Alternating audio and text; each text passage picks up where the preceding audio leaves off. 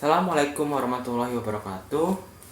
Perkenalkan, nama saya Gemadi Ramadana, dan saya hari ini saya dari kelas 11 IPA 1, dan saya hari ini akan mempresentasikan dan mendeskripsikan dan menjelaskan tentang model karya model sel hewan milik saya ini.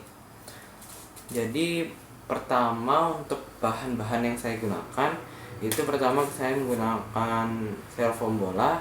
Styrofoam bola ini saya beli dua. Pertama ada yang buat wadah sel ini, yang besar ini, yang berdiameter 20 cm, yang kisaran harganya 26.000. Setelah itu saya juga menggunakan styrofoam yang lebih kecil, yang untuk wadah sebagai wadah nukleusnya itu saya beli dengan harga 7.000. Dia diameternya 7 atau 8 cm kalau nggak salah. Setelah itu untuk organel-organel yang ada di sini saya gunakan plastisin karena mereka cenderung mudah dibentuk dan bentuk-bentuk organelnya itu lumayan bervariasi. Dan mereka tuh dibanderol dengan harga 3.000 per pack, atau lebih pasnya 12.000 karena saya beli 4. Jadi untuk total bahannya itu harganya 45.000 kurang lebih. Setelah itu untuk masalah alat-alatnya yang saya gunakan, pertama saya gunakan cat, lebih tepatnya cat akrilik, karena mereka cenderung lebih mudah dipakai untuk ke styrofoam. Dan tentunya saya gunakan kuas. Setelah itu saya juga menggunakan lem untuk memastikan agar plastik ini tetap di posisi mereka, karena kan posisi mereka juga agak gampang jatuh kan. Nah, untuk alat-alat tersebut saya sebenarnya tidak ada harga yang pasti karena saya sudah beli mereka udah sejak waktu yang lama. Nah, setelah itu untuk kita langsung untuk waktu yang saya gunakan untuk mengerjakan ini itu kurang lebih 4 jam, tidak termasuk persiapannya. Setelah jadi untuk masalah itu udah selesai, kita lanjut langsung ke materinya. Jadi pertama kita akan bahas masalah pengertian selnya itu sendiri. Jadi untuk sel itu sendiri, sel secara keseluruhan baik tumbuhan maupun hewan maupun organisme lain itu dimaksud dengan unit fungsional terkecil. Untuk lengkapnya itu unit fungsional terkecil yang memiliki selaput tipis dan biasanya tuh mereka isinya ada cairan koloid. Setelah itu mereka itu juga bisa melakukan yang namanya pembelahan sel. Nah, untuk hewan itu sendiri dia itu berdiameter 20 pikometer. Nah, setelah itu kita masuk ke dalam ciri-cirinya, ciri-ciri sel hewan ini sendiri. Pertama, dia itu tadi ukurannya relatif kecil dibanding sel-sel lain seperti sel tumbuhan, karena dia memiliki diameter 20 pikometer. Setelah itu dia juga tidak memiliki dinding sel, tidak seperti tumbuhan punya. Namun walaupun dia tidak memiliki dinding sel, elastisitas jaringannya itu tetap tinggi. Setelah itu dia juga bentuknya bisa berubah-ubah, bisa bervariasi. Cuman kita akan gunakan bentuk bolanya dia, karena dia yang paling sering diamati itu bentuknya bola. Setelah itu kita masuk ke ciri-ciri secara organelnya. Jadi pertama dia itu memiliki banyak lisosom dibanding tumbuhan. Setelah itu dia itu juga tidak memiliki perioksisom. Dia sebenarnya punya glioksisom juga, cuman agak jarang ditemukan. Setelah itu dia juga memiliki matriks ekstraseluler. Setelah itu dia memiliki vakuola juga kayak tumbuhan, cuman dibanding tumbuhan yang paling gede itu vakuola, dia itu vakuola justru kecil, bahkan hampir tidak terlihat. Nah, karena hampir tidak terlihat, jadi otomatis sama tumbuhan, hewan itu organ yang paling besarnya juga berbeda dong. Kalau tumbuhan kan vakuola, nah tapi karena vakuola yang paling kecil, jadi untuk untuk hewan ini organel paling besarnya itu inti sel nukleus ini. Setelah itu dia juga sel hewan ini memiliki 2 sentriol dalam sentriosomnya. Kenapa? Karena yaitu untuk membantu pembelahan sel lebih cepat. Setelah itu dia juga memiliki alat gerak, yaitu berupa silia atau flagella. Nah, sepertinya untuk ciri-cirinya itu saja, kita langsung masuk ke dalam organel-organel yang dikandungnya. Jadi pertama untuk kita akan bahas masalah bahan Golgi, bukan masalah sih, kita organel bahan Golgi yang warna hijau ini. Nah, organel bahan Golgi ini itu sering juga disebut sebagai aparatus Golgi. Nah, dia itu sering banget berikatan dengan fungsi sekresi sel, makanya sering ditemukan di ginjal atau organ ekskresi lainnya.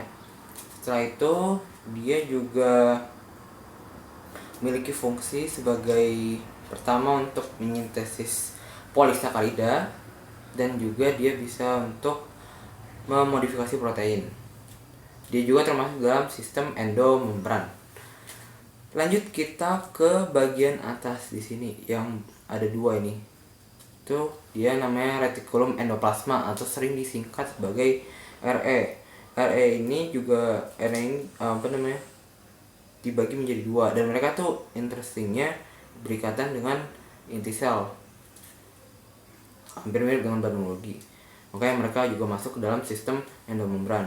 Nah, mereka tuh seperti saya bilang tadi, mereka dibagi menjadi 2. Pertama ada yang pink ini, yang lebih rapat, itu dinamakan dengan retikulum endoplasma kasar. Mereka itu memiliki ribosom mereka memiliki ditempeli ribosom. Nah, sedangkan yang kuning ini lebih renggang dan juga sebenarnya lebih jauh posisinya dibanding dengan inti sel. Itu dinamakan retikulum endoplasma halus. Kenapa halus? Karena mereka tidak ditempeli oleh ribosom. Nah, karena yang satu ditempeli oleh ribosom, yang satu tidak, jadi otomatis mereka fungsinya juga berbeda. Jadi untuk yang ditempeli ribosom tadi yang kasar itu fungsinya untuk menyintesis protein, sedangkan yang untuk renggang tadi yang halus itu berfungsi untuk menyintesis lemak. Lanjut kita ke mitokondria yang kayak hotdog ini. Nah, mitokondria itu lumayan menarik karena dia sering banget disebut sebagai organel mesin. Kenapa? Karena dia fungsinya yaitu untuk menghasilkan energi dalam bentuk ATP. Makanya kita sering banget ngelihat, kita sering kalau kita amatin anatomi kita, sering banget di otot atau tempat-tempat yang sering bergerak, itu mereka memiliki banyak mitokondria, organel mitokondria, karena mereka membutuhkan energi yang lumayan banyak dan mitokondria menyuplai energi tersebut. Dan mitokondria juga termasuk dalam salah satu organel yang memiliki membran ganda. Jadi ada membran luar dan membran dalam. Setelah itu kita ada lisosom yang warna merah-merah ini. Nah, lisosom ini dia itu berfungsi seperti saya bilang tadi, di sel hewan tuh banyak lisosom. Nah, dia itu fungsinya itu untuk mengontrol pencernaan sel, dan dia juga memiliki kayak 3 fungsi atau 3 perlakuan. Pertama, dia tuh bisa melakukan yang namanya fagositosis. Nah, setelah itu dia juga bisa melakukan autofagi. Autofagi itu kayak, jadi dia mencerna dan mendaur ulang sel-sel yang rusak. Setelah itu dia juga bisa melakukan yang namanya otolisis. Otolisis itu jadi kayak dia bisa memotong isi dari lisosom itu, Jadi contohnya kayak katak yang habis metamorfosis, dia kan langsung memotong ekornya. Setelah itu kita ada membran sel secara keseluruhan. Ini sebenarnya tidak ada indikatornya, atau tidak saya tandain, atau tidak ada kayak kelas ini. Cuman ya mungkin kalau masalah ya mungkin ada lah, pokoknya intinya ada. Jadi membran sel itu fungsinya untuk membungkus seluruh isi dari sel tersebut, seperti layaknya membran plasma lain, dan juga melindungi sel. Setelah itu juga dia bisa yang mengatur masuk atau keluarnya molekul-molekul zat-zat ke dalam sel. Setelah itu dia juga bersifat semi permeable. Setelah itu lanjut kita ke ini yang biru-biru, semuanya ini biru-biru. Nah, itu namanya sitoplasma.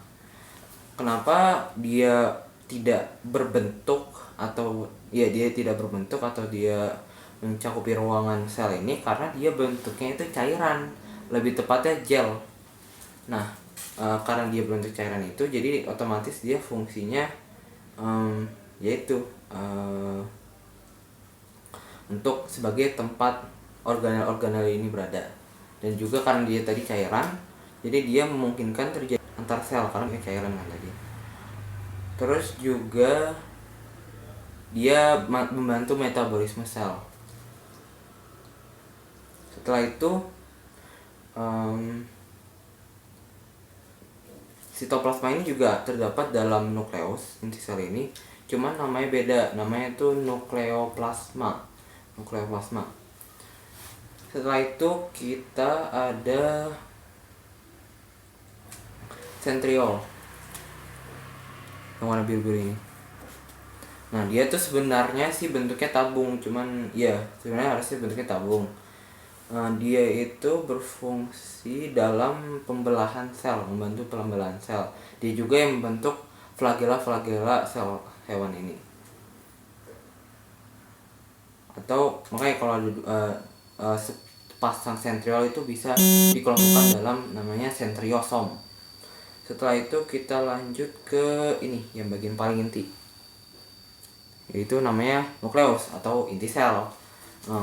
Nukleus ini juga ada bagian-bagian lagi, cuman secara utuh itu nukleus fungsinya itu untuk sebagai yang menyimpan informasi genetik, membantu ribosom. Cuman ya itu yang paling penting, dia itu menyimpan informasi genetik.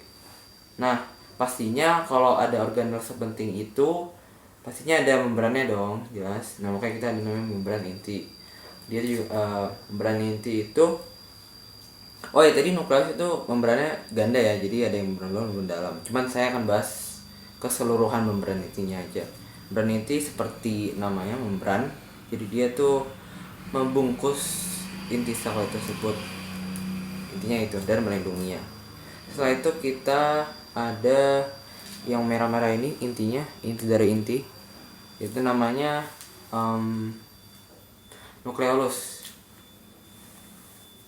Nukleolus itu berfungsi sebagai sebenarnya agak beda dari nukleus secara utuh. Dia tuh menyuplai protein untuk nukleus untuk dikerjakan untuk informasi genetik. Setelah itu, jadi yang paling utama kan banyak tadi organel yang membentuk protein, cuman yang paling utama nukleolus itu. Nah, itu lanjut kita ada mikrotubulus yang warna kayak ulet ini ya, mikrotubulus itu ya fungsinya sebagai sitoskeleton dalam sel ini. Kan sitoskeleton ada 3 kan, mikrotubulus, mikrofilamen, sama filamen intermediate. Cuma kalau hewan itu makanya mikrotubulus. Setelah itu, jadi dia yang membentuk sel tersebut.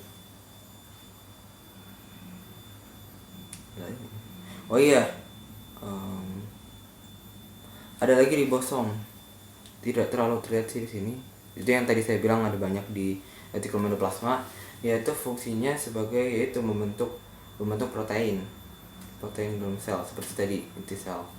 Cuman ya makanya di retikulum endoplasma kasar dia itu fungsinya untuk menyintesis protein, karena dia penuh dengan ribosom. Ribosom itu yang membuat membuat protein.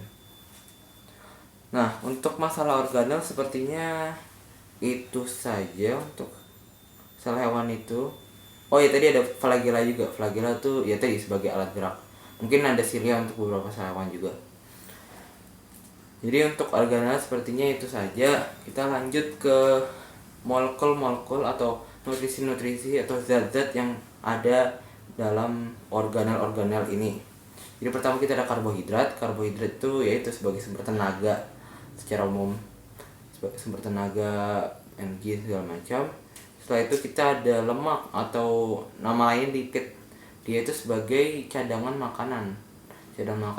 Karena sumber cadangan tenaga gitu ya. Karena sumbernya tadi karbohidrat. Makanya kalau kita udah ada karbohidrat terus kita makan yang berlemak-lemak lagi, justru akan menjadi cadangan. Jadi mereka menumpuk yang ada.